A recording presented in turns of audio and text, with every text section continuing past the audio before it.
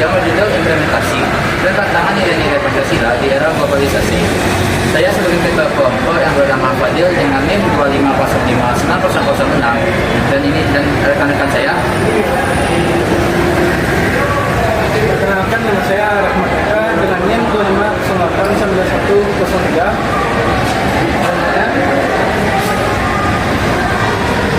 Perkenalkan, nama saya Cita Salsabila Madani dengan NIM 2501007.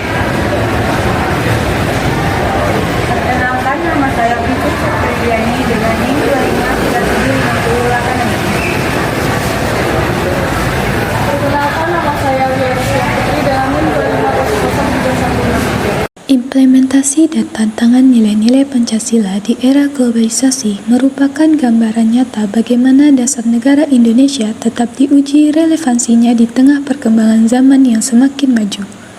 Globalisasi membawa perubahan besar dalam pola pikir, gaya hidup, serta cara berinteraksi masyarakat, yang secara tidak langsung memengaruhi penerapan nilai-nilai Pancasila dalam kehidupan sehari-hari. Di satu sisi, globalisasi membuka peluang untuk kemajuan ilmu pengetahuan dan teknologi. Namun, di sisi lain juga menghadirkan tantangan seperti lunturnya rasa nasionalisme, meningkatnya individualisme, serta berkurangnya kepedulian terhadap nilai moral dan budaya bangsa.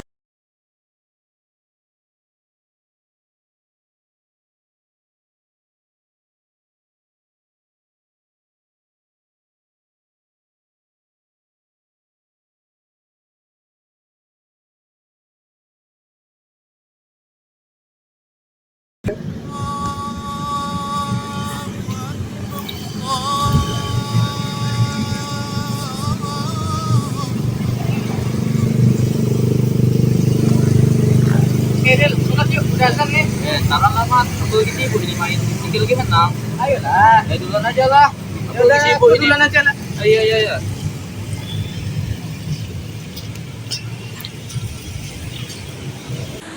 Implementasi sila pertama dapat kita lihat dalam kehidupan sehari-hari, seperti memberikan kebebasan kepada setiap individu untuk menjalankan ibadah sesuai dengan keyakinannya, saling menghormati saat orang lain beribadah, serta menjaga kerukunan di tengah keberagaman.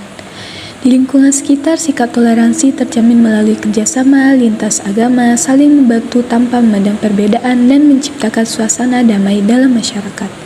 Namun, di era globalisasi, sila pertama juga menghadapi berbagai tantangan. Pengaruh budaya luar, perkembangan teknologi, serta maraknya informasi di media sosial terkadang memicu sikap individualisme, fanatisme sempit, bahkan intoleransi. Hal ini dapat menggerus nilai persatuan dan rasa saling menghormati antar umat beragama.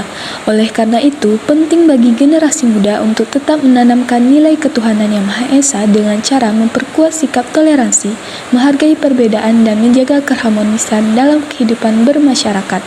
Dengan demikian, sila pertama tidak hanya menjadi semboyan, tetapi benar-benar hidup dalam tindakan nyata di tengah arus globalisasi.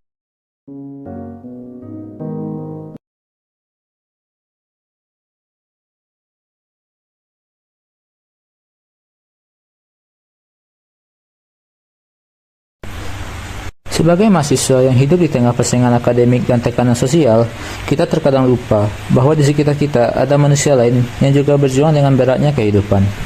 Sila kedua mengajak kita untuk tidak hanya cerdas dalam berpikir, tetapi juga bijak dalam bersikap.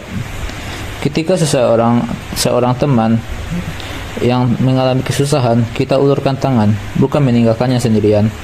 Nilai kemanusiaan itu ada dalam hal sederhana, seperti menyapa dengan ramah, menghargai pendapat, tidak merundung di media sosial, dan berani membela teman yang diperlakukan tidak adil. Karena pada akhirnya, kecerdasan tidak ada gunanya apabila tidak diiringi dengan rasa empati dan kepedulian. Kemanusiaan yang adil dan beradab bukan hanya slogan, ia adalah tindakan nyata yang mencerminkan kualitas diri kita sebagai penerus bangsa.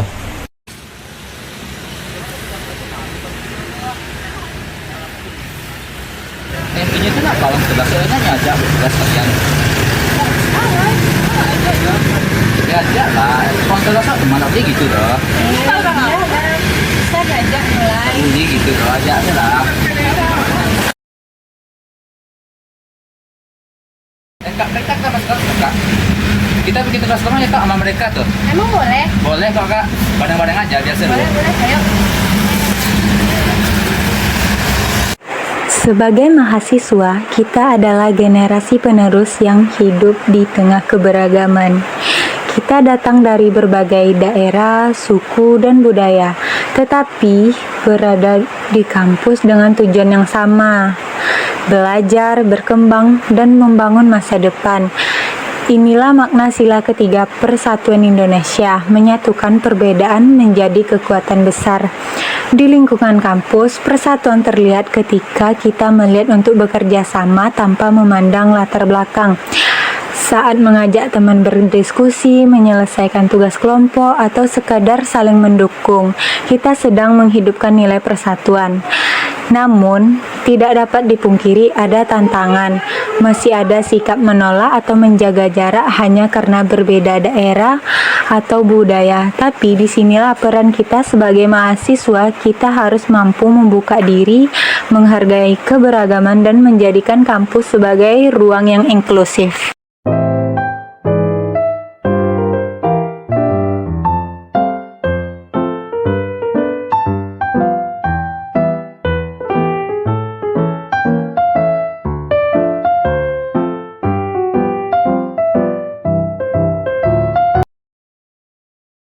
Dalam dunia perkuliahan, musyawarah bukan sekedar konsep dalam ranah politik.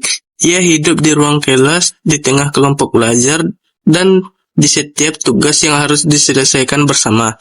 Ketika mahasiswa duduk melingkar, saling bertukar pendapat dan merumuskan keputusan terbaik demi kepentingan kelompok, di sanalah nilai-nilai sila keempat bekerja secara nyata.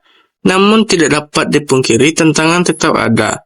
Kadang, ada anggota yang acuh, tidak terlibat, atau hanya ingin numpang nama tanpa kontribusi. Sikap seperti ini bukan hanya merugikan kelompok, tetapi juga melemahkan semangat permusyawaratan itu sendiri. Melalui kebiasaan berdiskusi, mendengarkan dengan bijak, dan membagi tanggung jawab secara adil, kita belajar bahwa keputusan terbaik selalu lahir dari kebersamaan, bukan dari satu suara saja.